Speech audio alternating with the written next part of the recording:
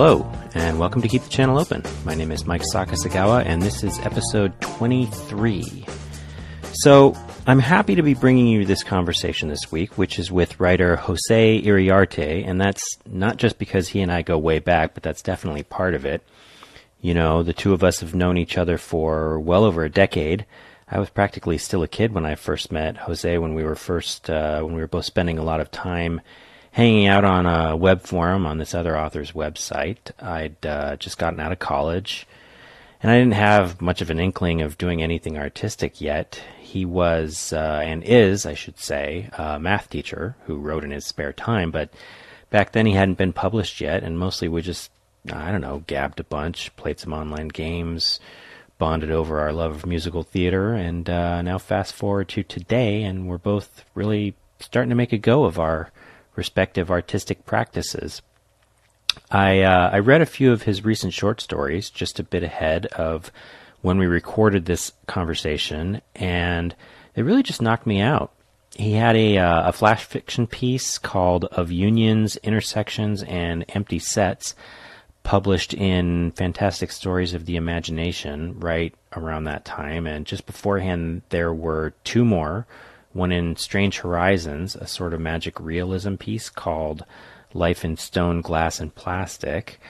And then there was one at Motherboard called Spirit of Home that was a really great way of using science fiction to put a fresh perspective on the immigrant story.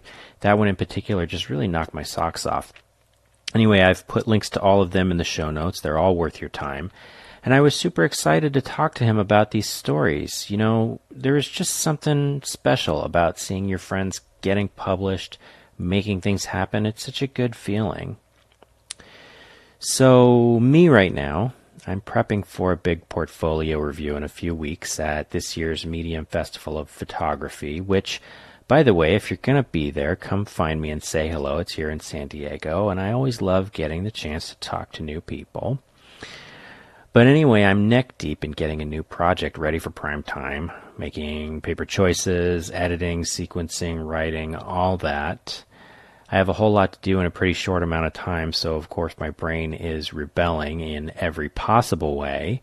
I've had about 3 new ideas in the past week for essays to pitch here or there. I've gotten my bookkeeping in order. I've bought like 4 new novels since August, and isn't that just how it always goes? It's like there's something in there that wants you not to get the thing done that actually needs to get done, and the bigger a deal it is, the more powerful the urge to procrastinate. I'm excited about this new project, though. It'll either be the best thing I've ever done, or it'll be total shit. And there's something kind of thrilling about knowing that I'm going to find out pretty quickly which one it is. I think you kind of have to push things out to where they're a little bit scary, though, you know. A whole bunch over the past year I've been questioning whether this thing even makes sense, whether I'm trying to do too much, whether maybe it would have been better to play it safer, play to the strengths I already know I have. But I don't really think you learn anything or grow by doing things that way. You really have to push it to where it might just completely suck, because that's how you get to that next level. Anyway, I'm excited, and tomorrow I'm jumping back on that project. But right here, right now, it is Wednesday, and I have a great show for you. Here is my talk with José Iriarte.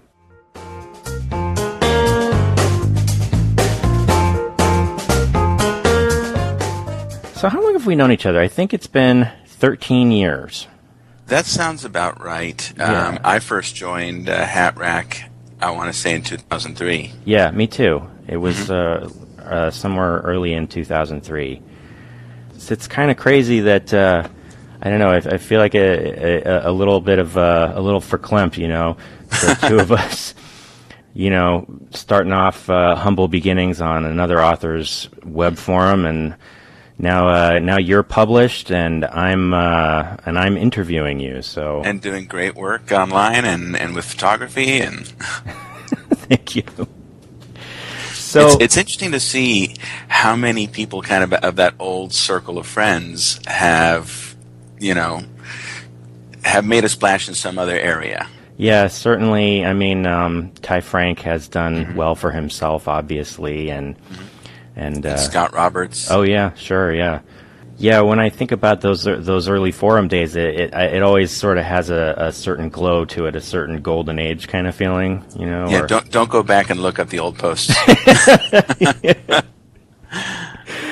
So, you know, the reason I wanted to talk to you, other than, you know, just the fact that we're friends, is that I've really been enjoying your stories lately. You know, I went and looked up your bibliography on your website, and I'm a little embarrassed that you've been publishing now for 4 years, and I only just started a few months ago, started reading your work, which I have to apologize for because these stories are really good.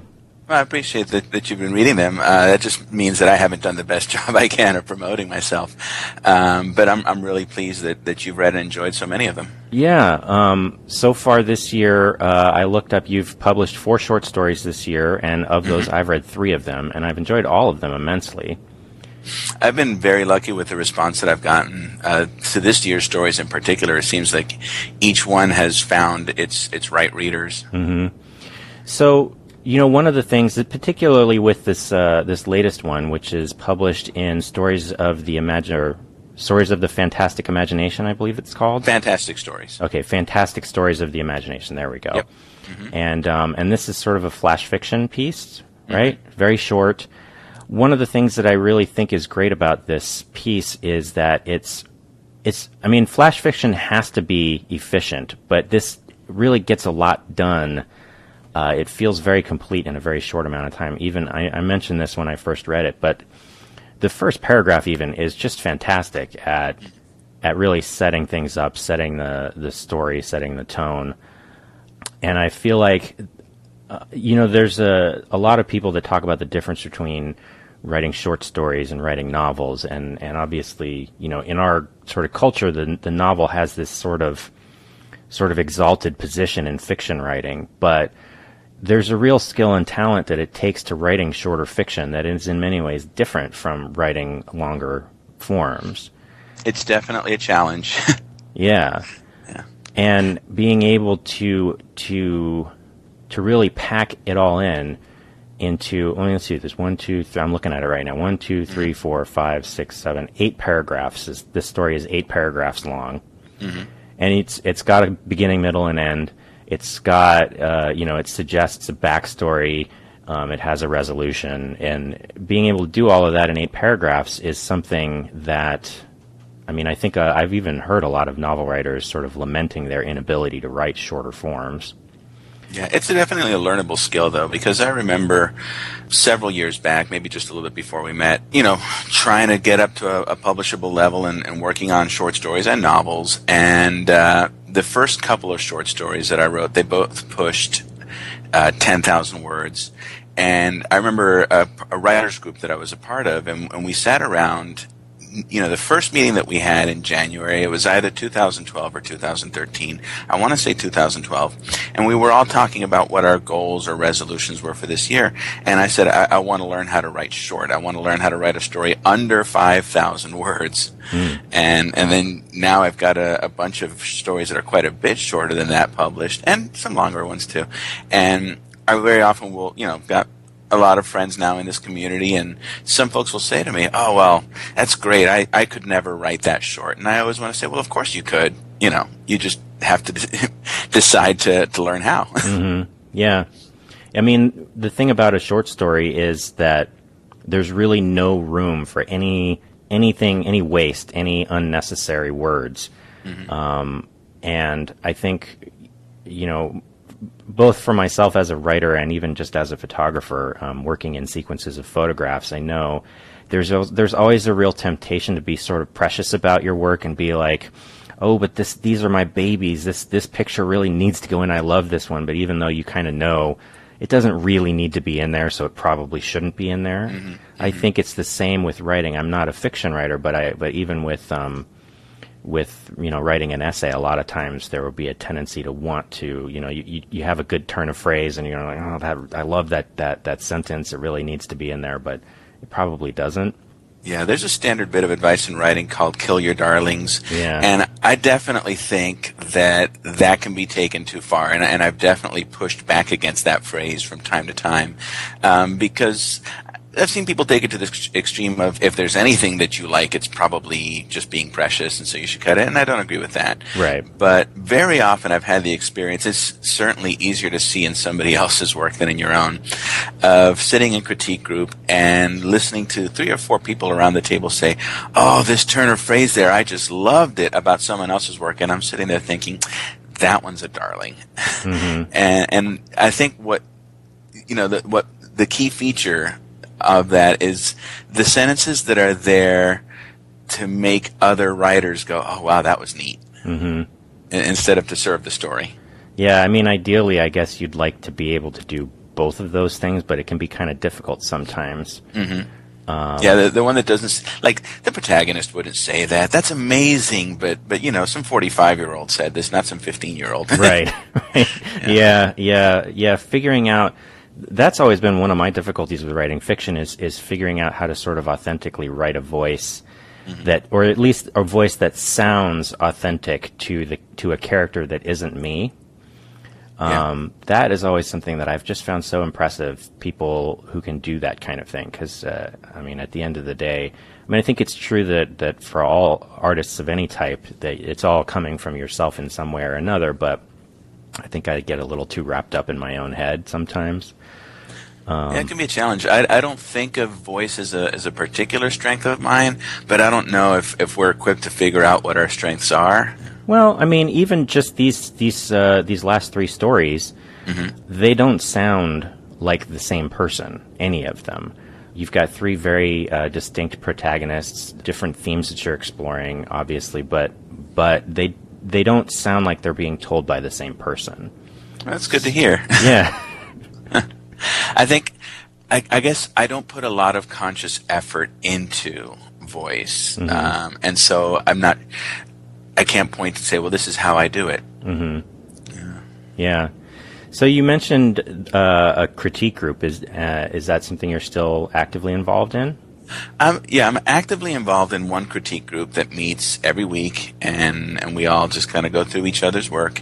And I have in the past been spread a lot thinner in terms of critique groups, and these days I just have the one group that I let have a run of everything, at almost everything, mm-hmm. that I write. And of course my wife Lisa reads everything. She's everything's first reader. Right. And we should mention she is also a writer. Yep, and a published writer, published novels. Right. Yep. I also belong to other writers groups that are not specifically critique groups. So groups where we just talk about writing. And Lisa and I, since we're both teachers, we both enjoy giving presentations on, whatever little bit that we know that might help somebody else along. Yeah, now that's an interesting point. It's something that I think about a little bit. So now, for the listeners, for your day job, you are a high school math teacher, right? Yep. And it's an interesting thing. Like, I feel like I know a fair number of teachers who, when they're in their between sessions times, find a lot of other things to do with their time. And it seems to me, you mentioned that the two of you enjoy presenting. Mm-hmm. And it really seems to me that there is a certain, both teaching and art have a certain, not necessarily requirement, but that you'll do better if you have a certain type of confidence. Mm-hmm. I think so. Yeah, because when you're in front of a classroom, I was thinking about this morning. I was out for a run, and I was thinking about, because I'm going to go to work later today, and in my work as an engineer, I do a lot of stuff in teams, and I do a lot of individual work as well. But even when I'm doing individual work, my coworkers are sitting like less than 10 feet away from me. Whereas when you're a teacher, and my wife used to be a classroom teacher, we have a lot of friends who still are classroom teachers. Mm-hmm. It's in some ways, even though you are in a room with a bunch of other human beings, it's a lot more solitary, and you really have to sort of be in control of the environment in ways that other professions kind of don't. Yeah, and I think that you need to take a certain enjoyment from that to not burn out. Yeah. It's always struck me as kind of when I was in college, I did a lot of tutoring of high school students, and I did I certainly care a lot about education.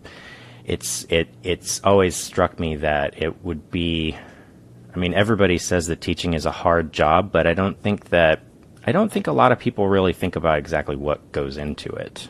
Mm-hmm. And which parts of it are the hard parts? Yeah. Maybe not hard in the places where people expect it to be. Mm-hmm. I know it took me a lot of years, in fact, really not until very recently, to find a sort of equilibrium where teaching wasn't consuming all of my life. Mm-hmm. Where it was possible to leave my work at some point and not bring home 2 more or 3 more hours worth of work, and then actually get some writing done mm-hmm. on a school night, or some reading done, or anything else. And some people find that equilibrium faster than others. It took me a particularly long time. Yeah.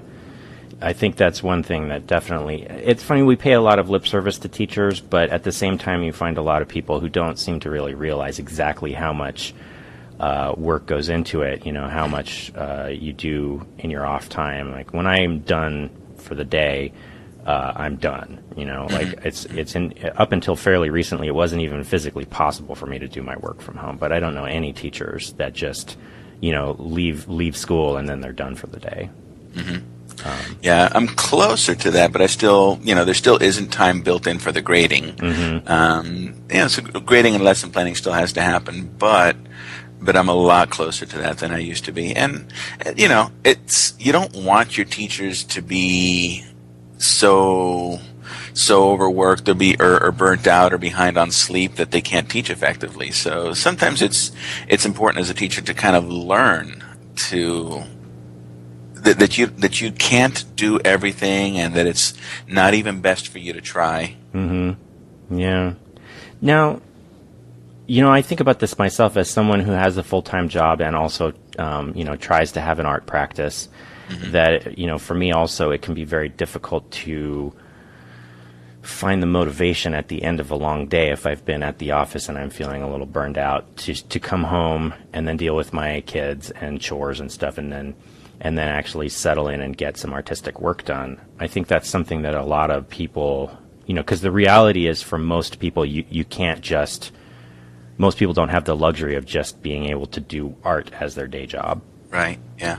Definitely, you're right about that. And that's where I think it's gotten easier for me in recent years, just as I get a little bit older, more experienced, and also positive feedback's a good thing. So starting to sell some stories, starting to see them well reviewed, starting to know that there are people out there who aren't just my buddies from back in the day who seek out my work and like it, mm-hmm.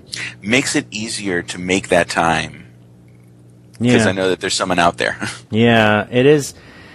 It's one of those things where they say, you shouldn't be making the work for other people. But I think that comment always sort of overlooks the fact that if you're just trying and getting nothing back at all, that it can kind of feel like, well, what's the point of doing this in the first place?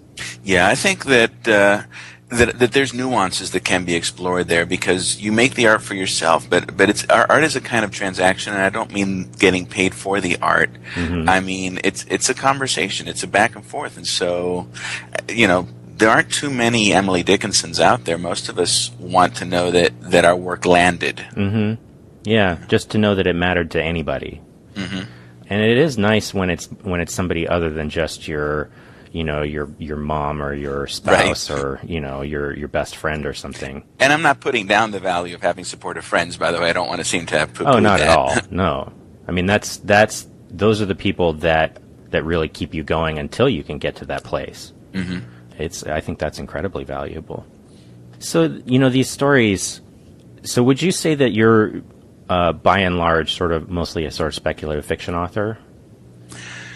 I feel like I live in that space between speculative fiction and realism, mm-hmm. And I would call a fair amount of what I write magic realism. Mm-hmm. My novels, which none of them have been published yet, hew a lot more closer to realism. For some reason, I read speculative fiction more than just about anything else, mm-hmm. and I really love it. But for some reason, my brain doesn't seem to serve up that kind of what if there was a portal? What next? Mm-hmm. Kind of idea. So I tend to write about contemporary emotional issues between a very small cast of characters, Mm-hmm. and the spec element ends up really. I like it when a spec element can be used symbolically, and when it can allow me to isolate just the specific thing that I want to talk about, Mm-hmm. or allow me to cast a familiar issue in a new way. But my stories don't begin. Most people that I know, most writers, seem to begin from a place of what if, Mm-hmm. and I pretty much don't. I pretty much begin from a place of what am I angsting on this week? Yeah. Yeah. Yeah, that's very similar to how I approach photography. And I think actually this is an interesting thing that I have talked to a number of people about, but I think right now in many art forms there is sort of a, how to put this, sort of an increased interest in interiority, in sort of people being able to use artwork as a way of examining the emotional conflicts and issues and things like that come up in their own lives. And so, thinking about your fiction and just also thinking about our personal history, because even back in the old days, you would write little snippets and put them on the forum, and I had some experience. I think we were even in a play-by-post role-playing game together at one point. We sure were. Yeah, it was Ty's game, wasn't it? Yes. Yeah, that I feel like reading what you're writing right now, and granted, like I said, I only just started reading your work, but reading what you're writing right now, and knowing you for as long as I have, I feel like I can see a lot of you in the work, and I'm wondering if that's something that you had to sort of come to over time, or whether you really started off that way. That's an interesting question. I think that I started off really trying to do everything, and so that was part of the picture, but also, not really knowing what my style was or what worked for me, what my process was. It was, let me try whatever anybody else seems to be doing. So I did try to write more action-oriented or funny or whatever, just to see if it would work for me.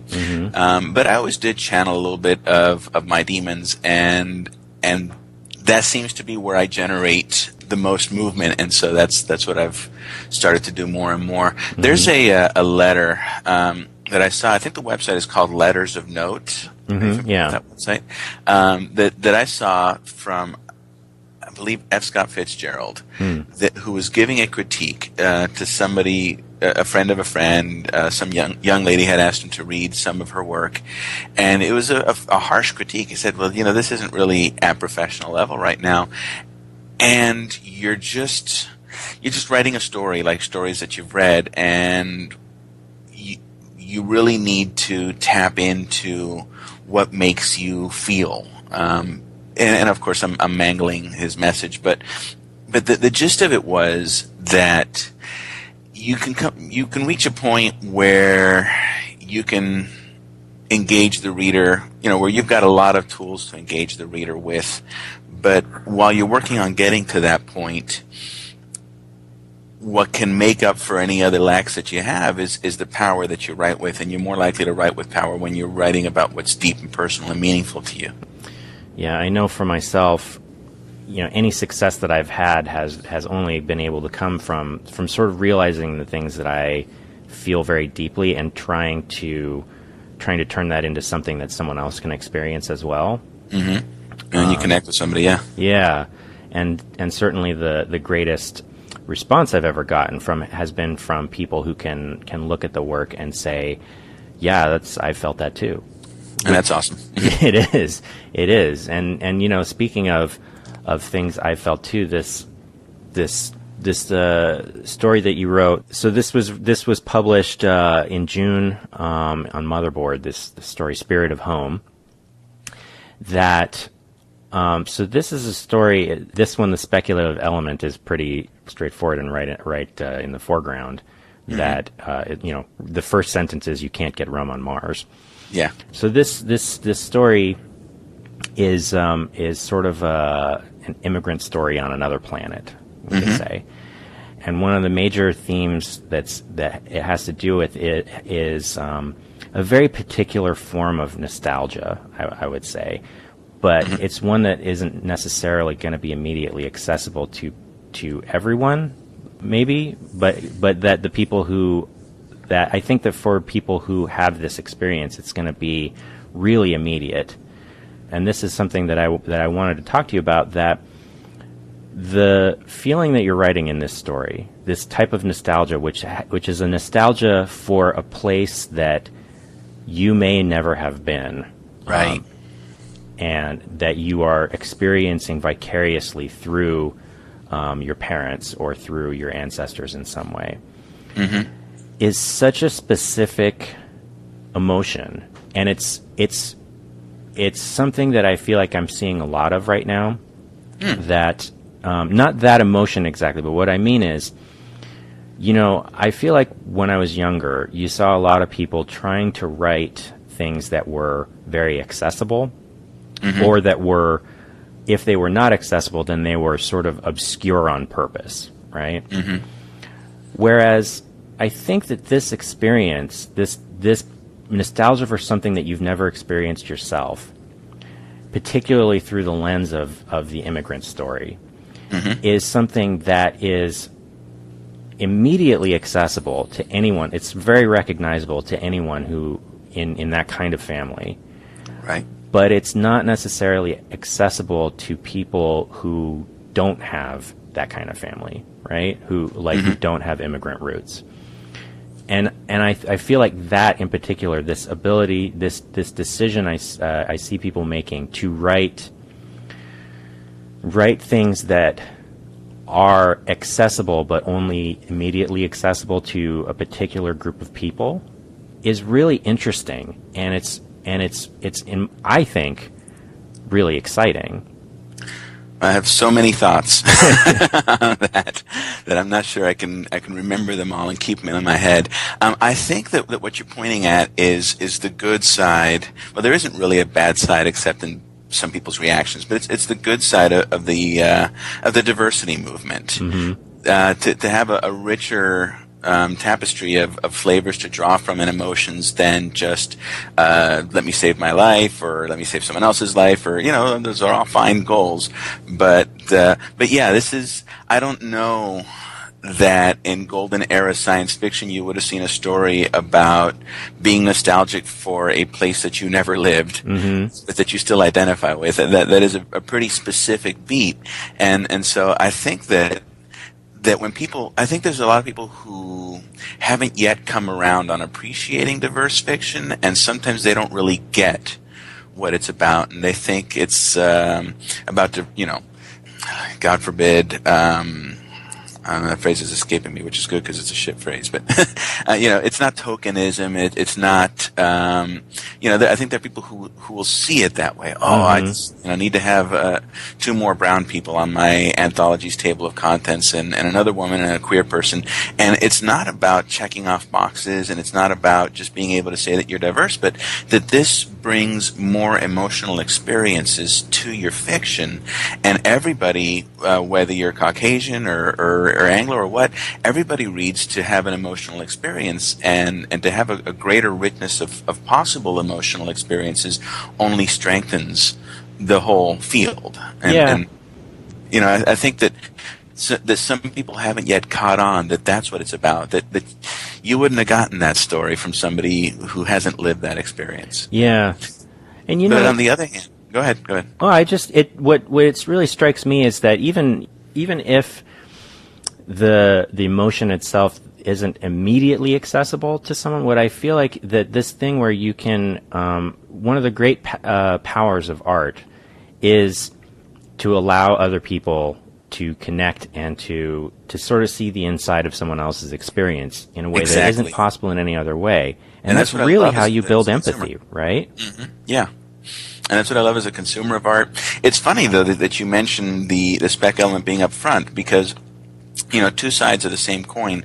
One of the only bits of criticism that I received on this story pre-publication, before I sent it out, was Well, this isn't really a spec fic story. So it's funny that you should mention that. This isn't really a spec fic story because this story could have taken place on Earth. It's just set on Mars. But there's nothing about the story that couldn't have happened on Earth. In fact, knowing you, Joe, knowing about, your history with Cuba, I can actually see that all of these are your experiences. It was, feedback that I got back from my critique group. So it's funny because you mentioned the spec element being up front, but in a way it's a perfect example of what I mean, where the spec element is really there. In my mind, the purpose of the spec element is precisely, as you were saying, to allow somebody for whom this is not an experience in their background to be able to put themselves in that situation. There's a great Junot Diaz saying that I've seen memified around, and I'll, I'm just quoting off the top of my head, but it's something to the effect of, you can put 1,000 words in Elvish in a story, and people are okay with it, but you put one sentence in Spanish, and motherfuckers think we're trying to take over, or something like that, you know? And it's kind of like that, or maybe the inverse of that, sci-fi readers are accustomed to being on Mars, and they're accustomed to being in space, and they're accustomed to traveling in time, and all sorts of wild things, and they're maybe not accustomed to being immigrants.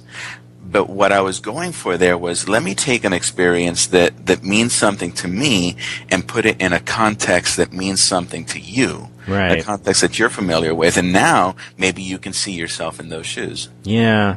That's such a strange critique to get, that because that you could change the setting and still have it be more or less the same story, or that it's not speculative because of that. Because, I mean, if you look at the whole history of science fiction and fantasy, there's a lot of stories that are really, like, everyone accepts that they're science fiction or fantasy, but that's also true of those stories. Right. Well, Firefly. Yeah, sure. Yeah. There's any number of stories from Star Trek to David Weber that is based on more or less the Horatio Hornblower novels.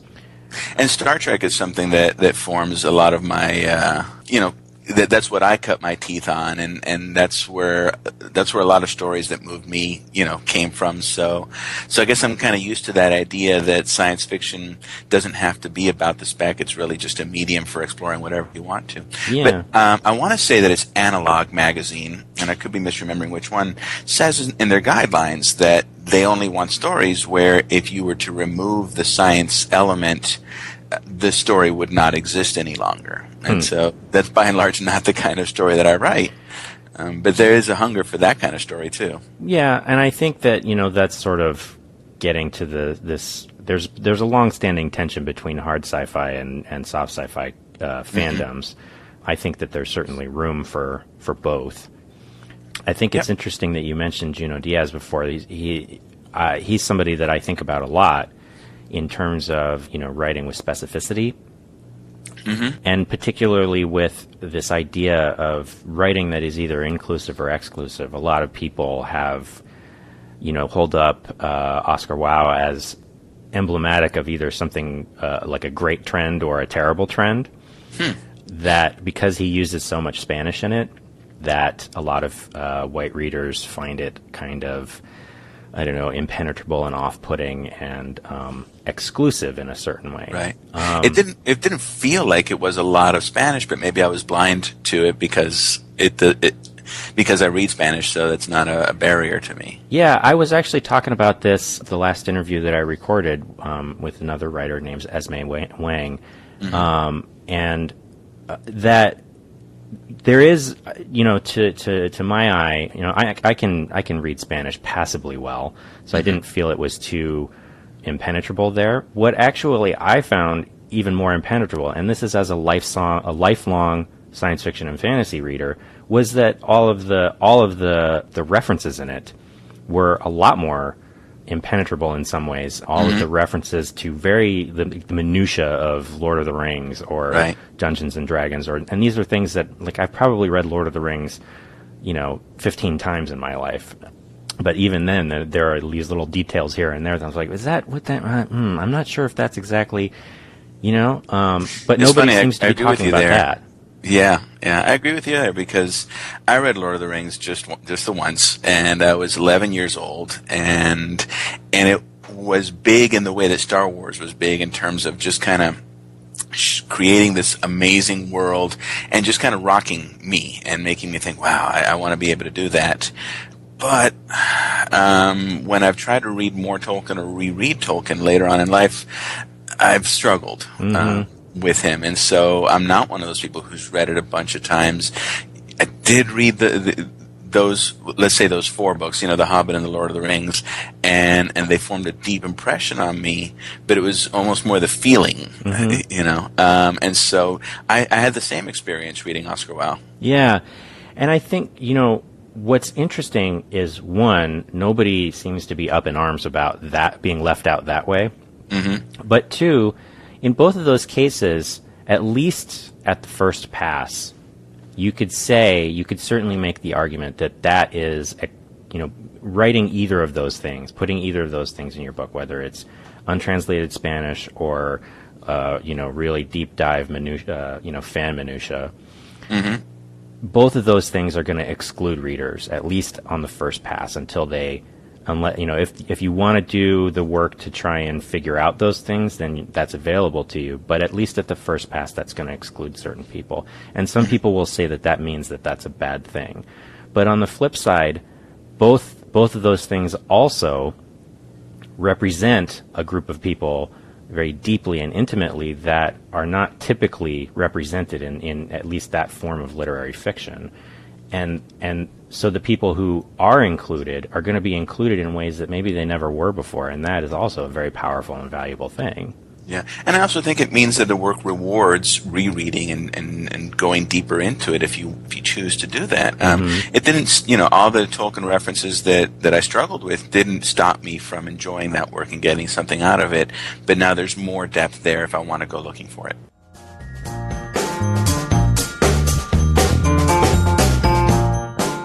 So for the second segment, I always ask my guests to bring a topic of their own, whatever's on their mind. So what would you like to talk about?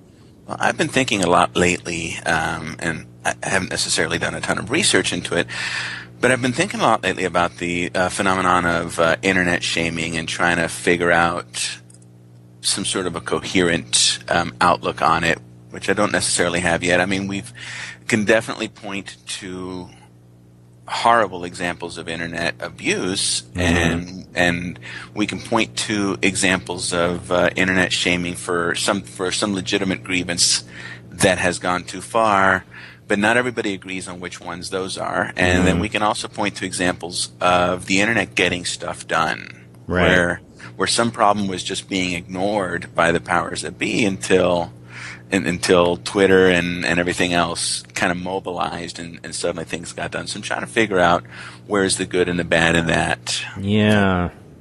That's a topic that I am intensely uncomfortable about. Okay. All right. But I think it's one that's worth talking about for sure. Okay. All right. So like I said, this is something that I'm still trying to figure out how I feel about it. So I don't necessarily have answers here, but that's something that I would love to bounce thoughts off. Yeah. And I guess there's a spectrum, and there's a spectrum from maybe it's more than just a one-dimensional spectrum, because at different points on this landscape, I see anonymous and things that they have accomplished for good. And we see, and again, it's not the same thing, but I think that they're all in that landscape. We see WikiLeaks, and we also see, let's just leave it at WikiLeaks. And we see stuff that doesn't actually have a positive component, but there's just horrible behavior like Gamergate and everything related to that. Yeah. So this was a thing I was thinking about, I think a year or two ago, maybe, when that, what's his name? John Ronson. I think that's his name. He's an English guy. He wrote a book that says that, I think the title of which is, So You've Been Shamed on the Internet. And it got a fair amount of coverage because he's a regular This American Life contributor, so they talked about it on that show. I think they talked about it on some other NPR-related shows. And did he end up having a gaffe himself that he had to walk back soon after that book came out, or am I conflating things? More or less. I mean, the thing is that so his whole book is about these episodes of internet shaming that and he really sort of sees this sort of like mob justice kind of thing as sort of a troubling thing. The book itself almost immediately got a lot of pushback from, various internet communities, because basically for saying that I don't want to misspeak here because this is a podcast that's on the internet. Right. But I think that there was the major problem that people had with that book was that it didn't seem to distinguish between different types of internet shaming and different motivations for doing it. And in particular, it didn't seem to recognize that a lot of this plays to, or that what plays into a lot of these things are existing power dynamics and structures in the real world. Mm-hmm. And that is a subject that I feel like I can kind of see, I feel two ways about it, Yeah, and I feel the same way, and that's why this is an interesting issue and an interesting place to navigate my own morality and my own complicitness, because I will also say that I find it, as you say, I forgot what word, troubling, and yet something will come across that will make my blood boil, and I certainly won't dox anybody or harass anybody, but I'll spread the story around. I'll spread a link to this or that thing, and then I wonder at my own complicitness. Yeah, I see. There are a lot of particularly on Twitter, if you are the kind of person who cares about social justice issues and you follow other people who are active in that community. A pretty common thing that you'll see is for when these people get trolls or even not necessarily trolls, but just people who are being, ignorant assholes at that time, that, you'll see them retweet those, posts to their followers. And if, depending on who the person is that's getting harassed or argued with, they can have a lot of followers that will then, jump on that person. And I feel like really conflicted about that, because on the one hand, this is also something that you see in fandom too, where I think J.K. Rowling gets a lot of people who say awful things to her, but then she has a giant fandom that are willing to completely, smother those people. And I feel very conflicted about it, because on the one hand, I feel like, there is, I think, a utility to knowing that there are these people out there who think these awful things. Right. And being able to point that out is a way of fighting against it. At the same time, the idea of somebody getting sort of internet destroyed, and plus the way that people can people on any side of an issue, whether it is a righteous side or a trollish side, can start jumping to doxing and death threats pretty quickly. And I think that is something that pretty much everybody is uncomfortable with. Yeah, the first time I saw somebody retweeting their own harassment, as you mentioned, my initial take on it was, this is a way of showing people, you see, this stuff does happen, because when we're privileged, we don't see that behavior ourselves, and then someone says, well, this is happening, you think, well, you're exaggerating, or how bad is it really? And so when somebody retweets it, you know that it's really going on. But yeah, it doesn't take very long for it to especially when it's somebody who is actually, has a large following, it doesn't take long for it to turn into a big avalanche. And I've seen people say, if you want to engage with this person I just retweeted, please leave me, please don't at me in it. Yeah. And I feel like I really do feel like very strongly two ways about it. Like, I really do feel like, I think that it's legitimate that if someone is being harassed, that is something that should on some level be called out in some way, right? Yeah. And I feel like a humongous issue, particularly for for people of color and for women and for LGBTQ people, that there is this strong sort of denial from privileged communities that things are actually as bad as what they're saying, that people don't listen. And so having that kind of proof, it makes it harder to ignore that there is a problem, and then there is value to that.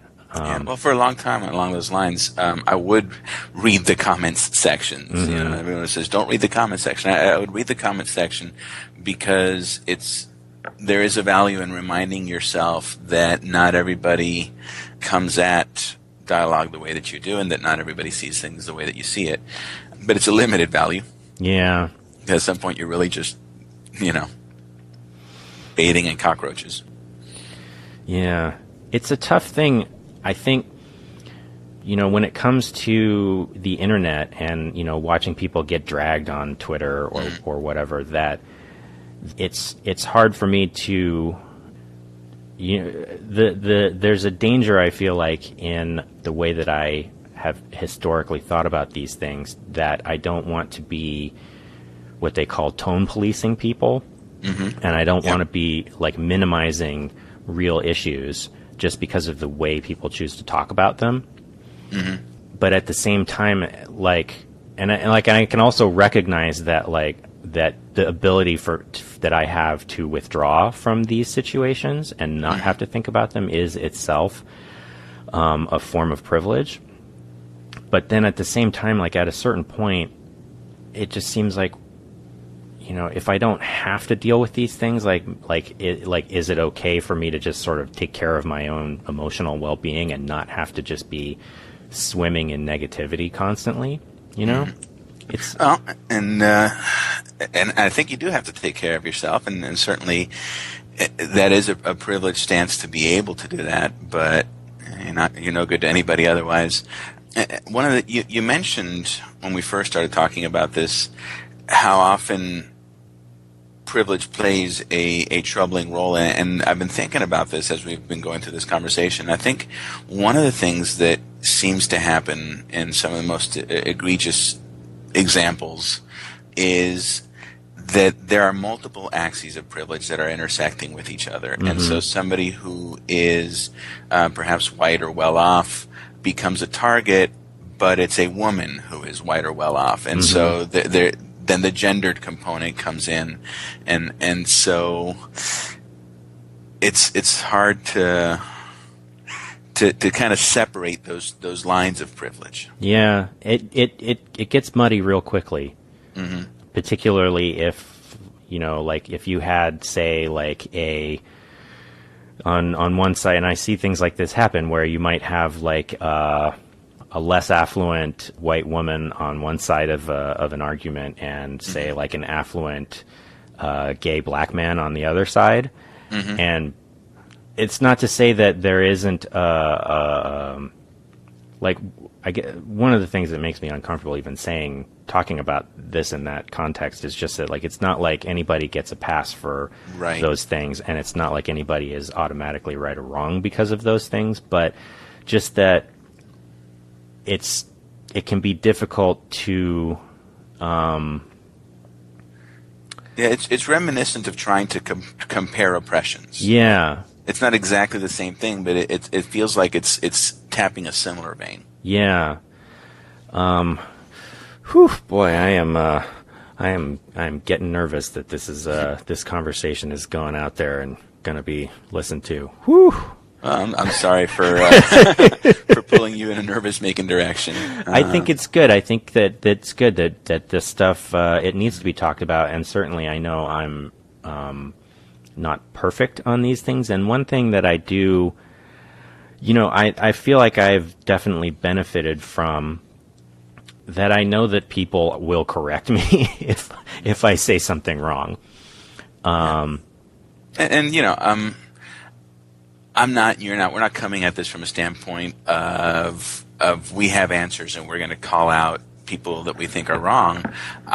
Really what's interesting to me about this is specifically that I'm having a hard time navigating what is right and moral and what is not. Mm-hmm.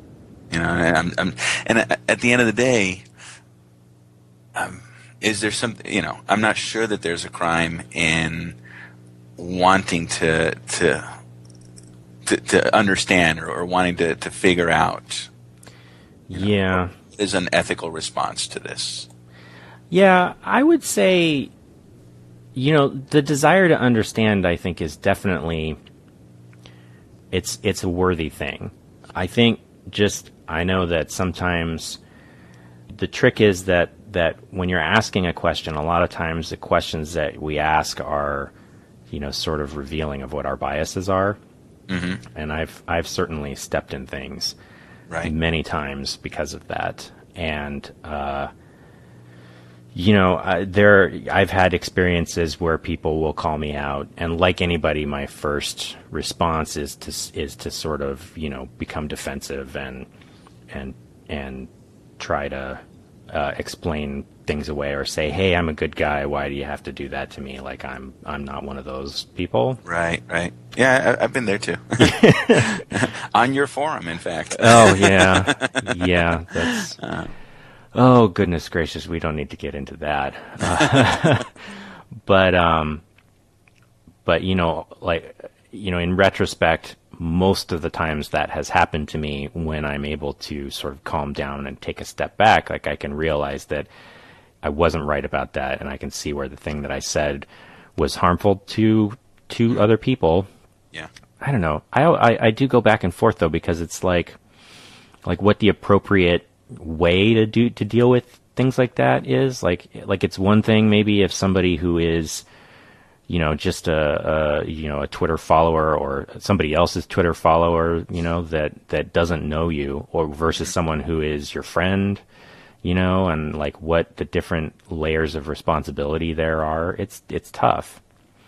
Yeah, I mean, I think that it's a blessing when you have somebody who knows you and can. I assume we haven't shifted. We're still talking about the same thing. But when you have somebody who knows you and can take you aside and in a non-threatening way communicate something to you, that's a great luxury when it works out that way. Mm-hmm. But it doesn't do away with our responsibility to be as to be better and to be as little harmful as possible. Mm-hmm.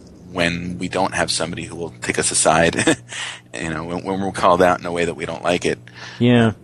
And even then, like even then when it's someone who you could take you aside and does know you, there's still a question, and this is the thing that's taken me a long time to get to, that saying that somebody ought to take me aside, even if they are a friend of mine, who knows me and has a reason to care about my feelings, like even then, saying that person should take me aside and do that privately is sort of privileging my emotional comfort over, the practical effects of what I did.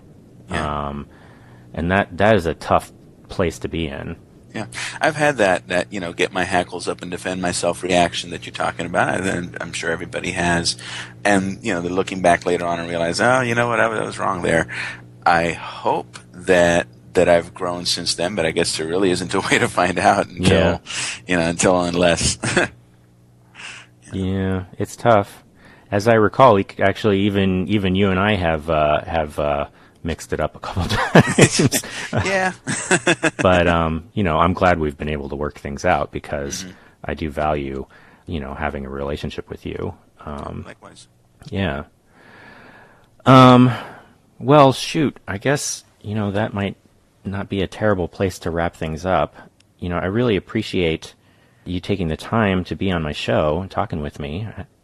Thank you very much for having me on it. And it's been great to talk to somebody who's read a lot of my work, or a fair amount of my work, because in the past when I've been interviewed, it's usually been by somebody who either hasn't read any of it or has read one story. Oh, so yeah. it was neat to be able to have a more far-ranging conversation. Yeah, well, I really enjoyed it, and I'm looking forward to continuing to follow your work. Well, and I look forward to continuing to sell stuff on hopes.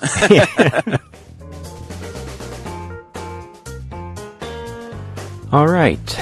So obviously you could tell I got a little nervous there, and I don't know, I may very well have stepped in it here and there. Here's the thing, though. I am 100% happy to hear about it if I did. So if you've got something to say, something you think I need to hear, let me know. Email me at podcast@keepthechanneleopen.com, or you can tweet at me at channeleopenpod, or you can even get me on Facebook at facebook.com/keepthechanneleopen. I am looking forward to hearing from you. Now, if you want to find more of Jose's work, he's got a pretty thorough bibliography of published stories on his website, and I put a link there in the show notes. Also, his most recent story, which was published after we recorded, that's called The Vampire's Stepdaughter, and it's in the September-October issue of Fantastic Stories. I've read that one too, and it is similarly great to the ones we talked about. And there's a link in the show notes for that one as well. But really, if you're going to read just one, the one Jose recommends is Life in Stone, Glass, and Plastic, so check that one out. And that is our show. Make sure you subscribe via iTunes, Stitcher, SoundCloud, or your favorite podcast app if you want to stay up to date and never miss an episode. Also, please do leave a review on iTunes if you get a chance. That is the biggest thing you can do to help the show get new listeners. Leave a rating, leave a review. It doesn't have to be long, just 1 or 2 sentences. Anything you think. Our theme music is by Poddington Bear. You can find more of his music available for licensing at soundofpicture.com. Next time I'll be talking with poet Shandel Beers, so stay tuned for that. And until then, remember, keep the channel open.